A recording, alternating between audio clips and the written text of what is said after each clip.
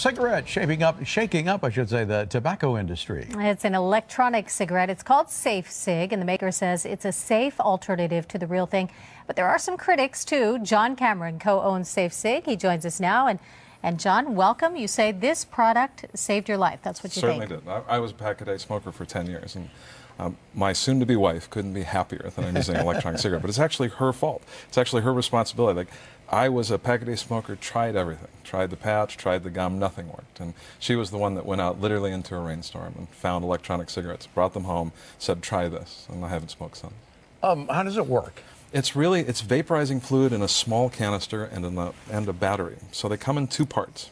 And so the battery you can charge in your computer. And that's crazy. Once you put them together, it looks and feels just like a cigarette. But there's no ash, there's no tar, there's no carcinogenics, and that's the key. There's no cancer-causing agent inside. And there's a lot of misconception about that. So I think what you're looking at is something that unwrites the tragedy and travesty of smoking.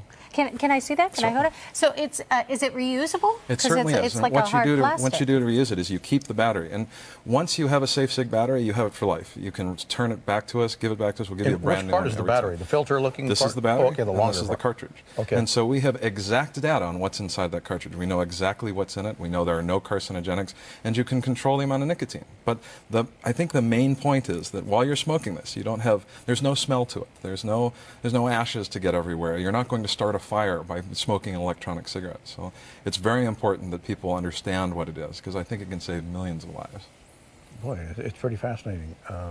Is there any smoke to it at all? There is, sure. Oh, and the end gets red. Look at that. So it lights up on the, that's just a little, what, LED or something going off in there? There's an electronic circuit board inside, and there's a lithium-ion battery. And that battery is the same technology that's used in cell phones today. So we measure everything that's going on inside so that it delivers the right amount of nicotine. It's a clinical amount every time. So you can control, for the first time, instead of burning an organic material, you can control what nicotine you're using.